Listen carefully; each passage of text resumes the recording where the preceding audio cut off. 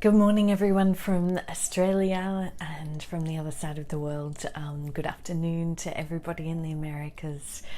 I hope you're sleeping well over in Europe and the UK. And Asia is not yet woken up either. So I just wanted to jump on at this time and share with you Chapter 8 of Breathing Out Brave.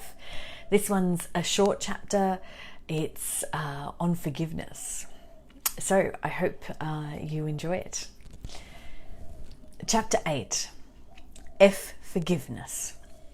A number of things will result as you become more honest with yourself.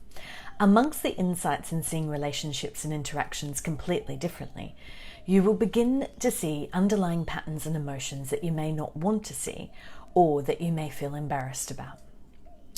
This chapter and the following chapter on building trust with yourself aims to give you the understanding and tools to deal with any potential shame, embarrassment, and emotions that may result. Often when people talk about forgiveness, it is focused on forgiving someone else for their actions or apparent wrongdoing. Self-forgiveness is discussed predominantly in the self-development field, usually as one of the checklists a person needs to do in order to evolve. Little guidance on the subject follows. Why is forgiveness important? It helps free you from the incessant thoughts and worry. You know that thinking about the same thoughts about an event or action in your past doesn't change anything. It usually creates more thoughts, anxiety, and stress.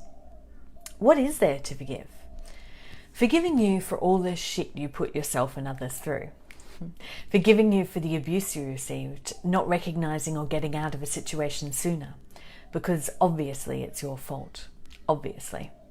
Forgiving you for hurting someone, forgiving you for speaking out of turn, forgiving you for being judgmental, forgiving you for being a bitch, forgiving you for raising children in this world, forgiving you for the little white lies, forgiving you for the big ones, forgiving you for lying to you, forgiving you for forgetting, forgiving you for putting you there, forgiving you for leaving, for staying, for paying, forgiving you for ...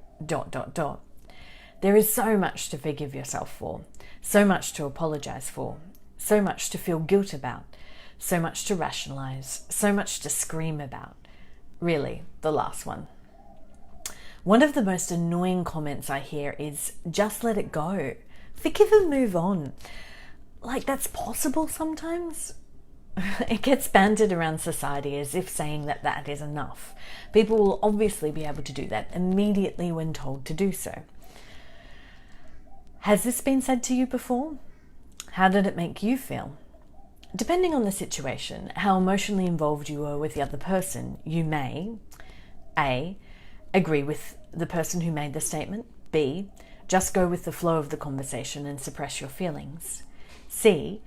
Continue to bring up arguments or other points in an attempt to get your feelings, words, and actions validated. Have you said this to someone before? Why did you say it? It's a nice thing to say. It's an easy fix. Forgive like you swallow a pill and get on with your life. It's far braver to ask yourself or someone else to describe their feelings about a situation or person and sit with them, feel them, and hear them. It is hard to sit with the uncomfortableness. We are not taught that uncomfortableness is okay. We're not taught that it's one of the most healing things you can do for yourself or another.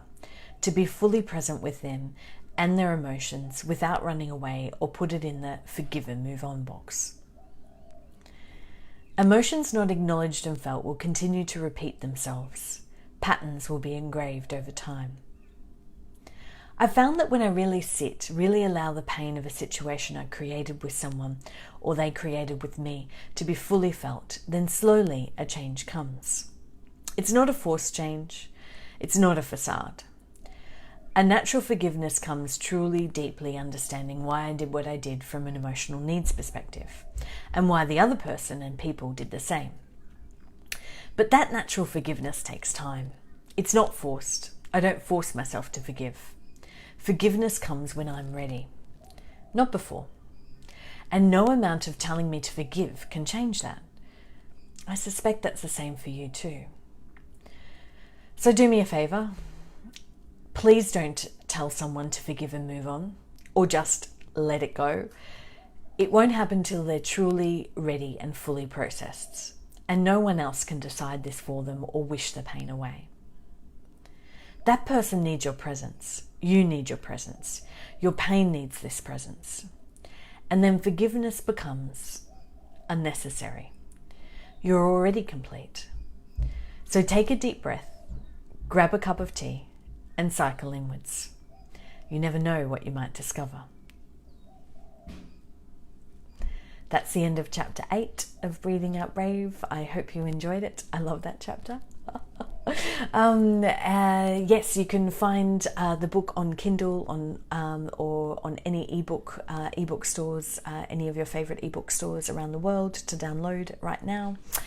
And any of the previous recordings are on my Facebook, so if you want to catch up on previous chapters, feel free to go onto my Facebook wall. All the live recordings of each chapter so far is there, so enjoy that. And more chapters to come. So tomorrow night I'm going to do a live recording at 9 p.m. Australian Eastern Standard Time, which is in the morning for the Americas, in the early afternoon for UK and Europe, and kind of mid-afternoon for Asia. So yes, so I hope to see you for chapter 9, and thank you. I'm really enjoying this, and I hope everyone's getting something out of it. Please leave any questions or comments. Really happy to answer anytime.